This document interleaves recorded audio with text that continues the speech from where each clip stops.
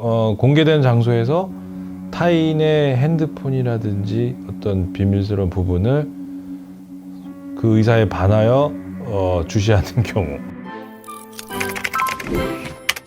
안녕하십니까. 제호해법률사무소 이재용 변호사입니다. 오늘도 좋아요, 구독 먼저 눌러주시기 바랍니다. 오늘의 이제 소소한 법 정리, 사생활 침해 관련된 내용입니다.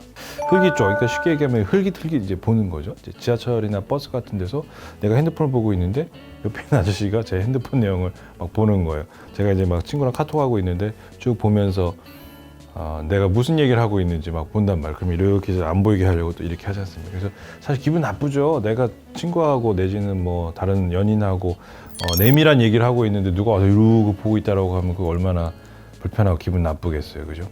그래서 이게 과연 이제 법률적으로 문제가 될까? 이제 이런 부분들인데요. 결론은 흘기 쪽에 대해서 형사처벌을 할 수는 없다. 단지 타인의 어떤 그 비밀스러운 부분을 이렇게 계속해서 본다고 해가지고 그것을 처벌할 수 있는 법 조항이 없어요.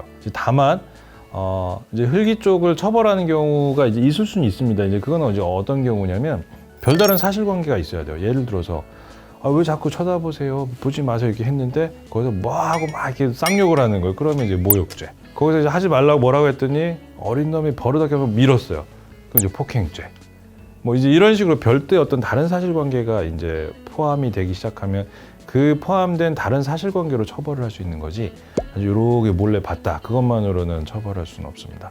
이렇게 핸드폰을 가리고 네. 이렇게 봤는데 못 보게. 네, 못 보게 하고 봤는데 누군가 계속 보려고 하는 네네네. 그런 거는 그죠. 그래서 그거 지금 말씀드리려고 했는데 못 보게 하려고 요렇게 했어요. 이렇게 해가지고 하고 있는데 그래도 막 이렇게 보는 거예요.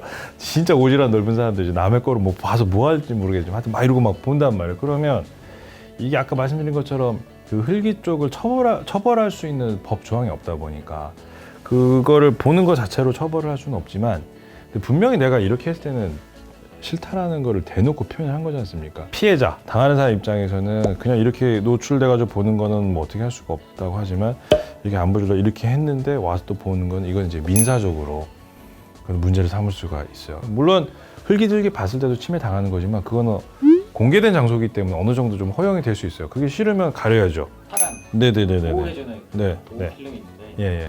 그러네. 근데 정면으로 그러네. 보인단 말이에요. 오. 신기하다, 진짜. 이런 게 있어요.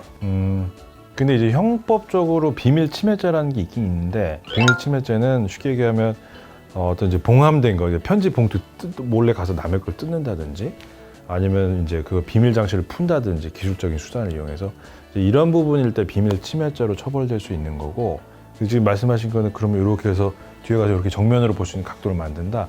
어떤 기술적 수단을 쓴 건 아니잖아요, 그죠? 그것도 역시 형사적으로 처벌하기는 어렵고 이제 민사적으로 손해배상까지는 가능할 수 있겠죠. 그거 만약에 흘기 쪽을 상대로 해가지고 민사상 손해배상 청구를 했다. 승소하면 제가 봤을 때 50만 원 이상 승소하기는 좀 어렵지 않을까라는 생각은 좀 들거든요.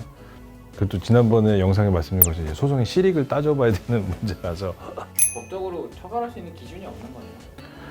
그렇죠. 그러니까는 지금 법에서 처벌할 수 있는 딱 그 사생활 관련된 부분은 예를 들어서 뭐 내 인터넷 SNS 계정 같은 거를 몰래 내 로그인을 한다라거나 이런 건 이제 정보통신망보호법 이제 이런 걸로 처벌할 수가 있는 거고 실질적으로 내가 겉으로 드러났을 때 어떤 뭐 지하철이라든지 버스 이런 데서 나의 사생활에 침해된 이런 거 대신 앞집에서 우리 집이 보이는 거 이런 거는 형사적으로 문제를 삼을 수 있는 규정이 없어요.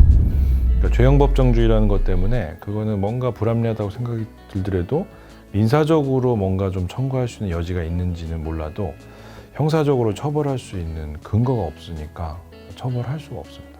아니면 저럴 수는 있죠. 경범죄. 마치 노상방뇨하거나 뭐 이런 것처럼 근데 이제 사회적으로 봤을 때 사람들의 인식으로는 그래도 잘못된 거 맞잖아. 이제 이렇게 생각이 든단 말이에요. 그러니까는 그래도 조화롭게 이제 해결하려면 한 경범죄 정도로 해서 공개된 장소에서 타인의 핸드폰이라든지 어떤 비밀스러운 부분을 그 의사에 반하여 주시하는 경우 과태료 10만 원. 그럴 수도 있겠네. 글쎄요, 뭐 세상이 또 얼마나 변할지 모르겠지만 향후 100년 안에는 불가능하지 않을까. 그 생각이 드네요. 제가 살아생전에는 못 볼 것 같습니다.